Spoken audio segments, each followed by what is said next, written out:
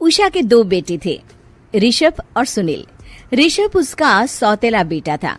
उषा हमेशा ही अपने सगे बेटे सुनील को ज्यादा प्यार करती थी। सुनील की शादी हो चुकी थी और ऋषभ की शादी भी निशा नाम की लड़की से हो जाती है। उषा सुनील की पत्नी कीर्ति को ज्यादा प्यार करती थी। एक दिन वो अपनी बहू कीर्ति के लिए साड़ी ले आती है। ये लो बहू, तुम्हारे लिए साड़ी लाई हूँ। कल पड़ोस की शादी में जाना है ना, तुम यही पहन कर चलना। तभी वहाँ ऋषभ आ जाता है। अरे माँ, तुम निशा के लिए साड़ी नहीं लाई? वो भी तो कल शादी में जाएगी ना? हाँ, वो भी जाएगी, पर उसके पास तो काफी साड़ी होंगी ना। अभी अभी तो शादी हुई है तुम दोनों की, तो उसी में से कोई पहन लेगी वो। ऋषभ ये सुनकर उदास हो जाता है। तब निशा कहती है, आप उदास क्यों होते हो जी? सही तो कह रही हैं मम्मी जी। मेरे पास तो बहुत साड़ियां हैं और सारी की सारी नई हैं। मैं उन्हीं में से कोई पहन लूंगी। वो बात नहीं है निशा। माँ मेरे साथ तो सौतेला व्यवहार करती ही थी, पर मुझे लगता था कि मेरी पत्नी के साथ वो ऐसा कभी नहीं करेंगी, पर आज उन्होंने तुम्हारे साथ भी वैसा ही व्यवहार किया। ऋषभ उदास होकर अपने कमरे में चला जाता है। ऋषभ को उदास देखकर निशा को अपनी सास पर बहुत गुस्सा आता है। एक दिन उषा सुनील को कुछ पैसे दे रही होती है। ले बेटा सुनील, ये कुछ पैसे रख ले और बहू को कहीं घुमा लिया। जी मम्मी जी। सुनील वहाँ से चला जाता है। मम्मी जी, आपने इन्हें तो कभी पैसे नहीं दिए। ऐसा सौतेला व्यवहार आप क्यों करती हैं? बहू, ये किस तरह से बात कर रही हो तुम अपनी सास से? कोई ऐसे सवाल करता है क्या अपनी सासू से? सास, अरे जिस दिन से मैं इस घर में आई हूँ ना, आपने तो मुझे अपनी बहू माना ही नहीं। हमेशा कीर्ति भाभी के लिए ही सब कुछ लाती हैं। मुझे तो आज तक आपने कुछ दिया ही नहीं। क्या मैं जानती नहीं कि आप ऐसा क्यों करती हैं? देख निशा, तू अपना काम कर समझी। मेरे से बहस करने की कोई जरूरत नहीं है। तभी वहाँ ऋषभ आ जाता है। निशा, माँ से ऐसे बात नहीं करते। तुम जाओ अपने कमरे में। हाँ, जा रही हूँ। मुझे भी इनसे बात करने का कोई शौक नहीं है। निशा अपने कमरे में चली जाती है और ऋषभ भी वहाँ आ जाता है। निशा, तुमने माँ से क्यों झगड़ा किया? क्योंकि आप तो कुछ कहते ही नहीं, बस चुपचाप सहते रहते हैं।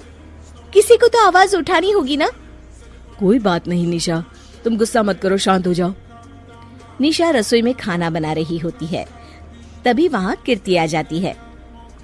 निशा, तुम मार्केट से ये सामान ले आओ। मैं क्यों जाऊँ? आप भी तो जा सकती हो ना। दिख नहीं रहा कि मैं खाना बना रही हूँ? हाँ तो क्या हुआ, खाना बनाने के बाद चली जाना।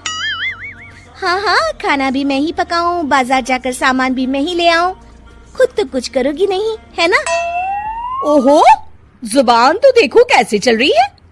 सुनो, तुम अभी आई हो इस घर में, तमीज में रहो, वरना सासू माँ से कहकर मायके भिजवा दूंगी तुम्हें। हाँ। ओह, हाथ लगाकर दिखाओ मुझे, देख लूंगी। बहुत मनमानी हो गई तुम दोनों की, समझी? निशा लिस्ट कीर्ति के ऊपर फेंक देती है। कीर्ति निशा को मारने आती है तो निशा उसका हाथ मोड़ देती है। मर गई रे, छोड़ मेरा हाथ। आज के बाद मुझसे कोई बदतमीजी की तो अच्छा नहीं होगा। कीर्ति रोते हुए अपने कमरे में चली जाती है। उस निशा चुड़ैल ने मेरा हाथ मोड़ दिया।